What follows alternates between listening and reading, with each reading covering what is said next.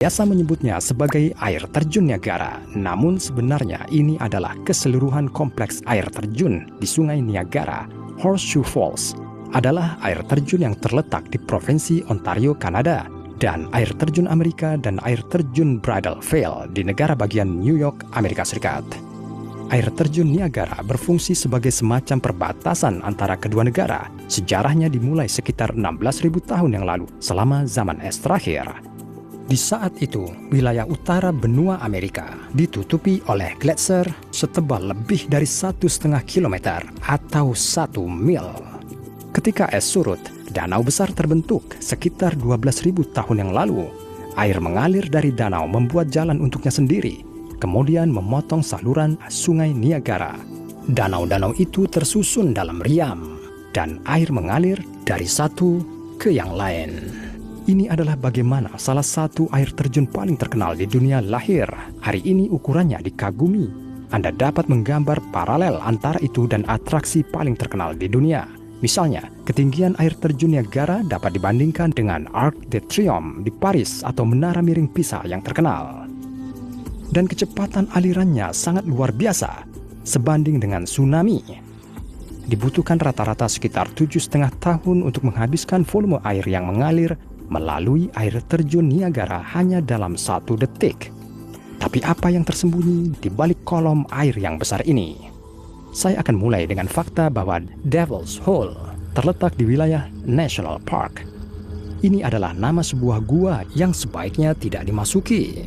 Ini mungkin tampak tidak terlalu ilmiah, tetapi diyakini bahwa roh jahat tinggal di sini. Dan bagi siapa saja yang berani masuk ke dalam, masalah menanti. Kedengarannya tidak mungkin, tapi bahkan di buku panduan, tempat ini tidak disarankan untuk dikunjungi. Kecelakaan maut selalu terjadi di sini.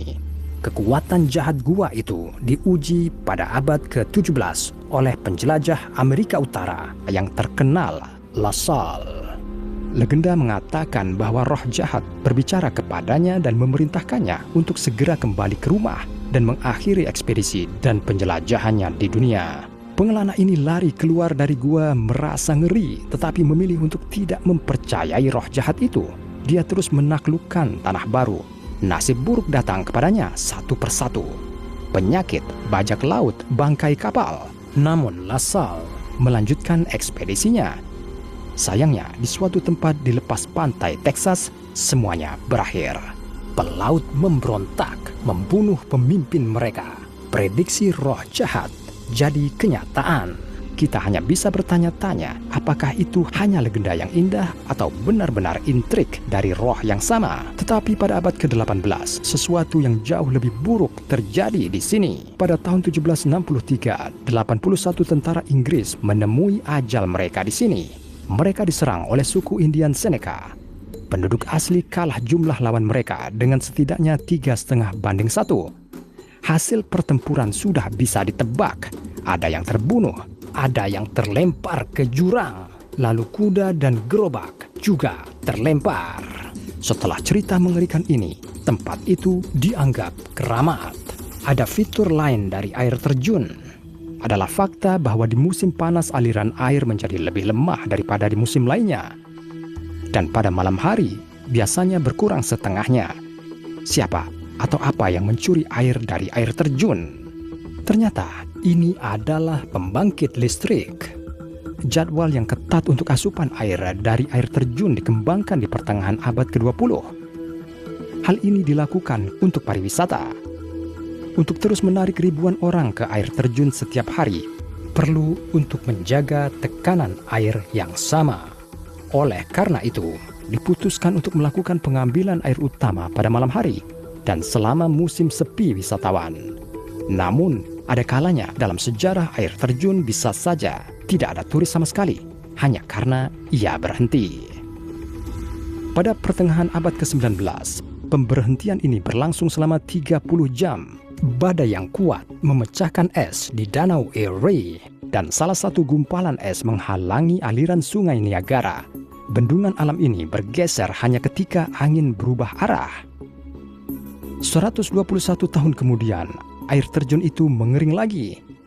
Tapi kali ini adalah operasi yang direncanakan. Tindakan yang belum pernah terjadi sebelumnya untuk menghentikan air terjun diambil untuk melestarikannya dan mengurangi erosi batu. Sebuah bendungan tanah batu sementara dibangun. Spesialis terbaik dikirim untuk mempelajari dasar sungai dan memperbaiki kerusakan apapun. Potongan yang rusak diperbaiki bersama dengan baut. Semua kekuatan mereka dicurahkan ke dalam perang melawan erosi. Ketika pekerjaan selesai, bendungan buatan diledakkan dan air terjun kembali mengalir deras. Penghentian air terjun mengungkap tidak hanya tumpukan batu dan banyak koin. Mayat juga ditemukan di bawah air terjun. Anehnya, hanya ada 2. Seharusnya ada seluruh kuburan. Sekitar 40 orang meninggal di sini setiap tahun. Namun sepertinya mayat-mayat yang lain terbawa begitu saja dari air terjun oleh arus sungai yang deras. Secara umum, melompat ke air terjun dulunya hampir menjadi olahraga rakyat. Sejak abad ke-19, ini telah menarik pemberani dari seluruh dunia. Pertama, orang mencoba membawa perahu dengan hewan di atas air terjun. Perintis ini adalah beruang, bison, 2 rubah dan 2 angsa. Tapi hanya 1 angsa yang selamat. Orang-orang tetap datang meski cerita begitu suram. Diyakini bahwa tradisi melompat dari air terjun diinisiasi oleh Sam Patch tertentu. Dia melompat dari menara tinggi ke ngarai di bawah air terjun dan selamat. Kemudian perlombaan gila yang sesungguhnya untuk menaklukkan elemen badai dimulai. Orang-orang mencoba berenang di bawah air terjun, melewatinya dalam tong dan bahkan bola karet besar. Seperti yang dapat Anda bayangkan, hanya sedikit yang berhasil bertahan. Pemberani lainnya memilih cara menaklukkan air terjun melalui udara. Mereka berjalan di atas kawat atau tali yang rapat dari satu sisi